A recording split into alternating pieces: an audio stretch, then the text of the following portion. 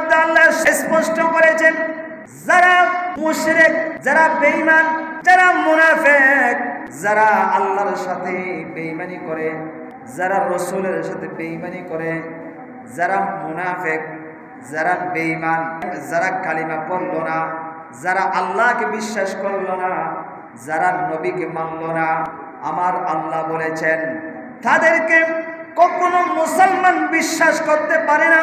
মুসলমান কখনো তাদেরকে বিশ্বাস করতে পারবে না। কারণ হলো মুসলমানদের শত্রু চারজন কিয়ামতের ফজর পর্যন্ত থেকে যাবে।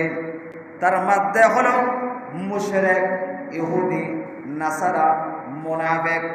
এই চারটি দল মুসলমানদের শত্রু হবে। এমনকি তারা গোত্রে গোত্রে ঢুকে ঢুকে মুসলমানদেরকে কষ্ট দিবে, মুসলমানদের সাথে মিশতে চাইবে। আমার আল্লাহ বলেছেন তাদেরকে কখনো প্রশ্রয় দেওয়া যাবে না, আশ্রয় দেওয়া যাবে না। এমনকি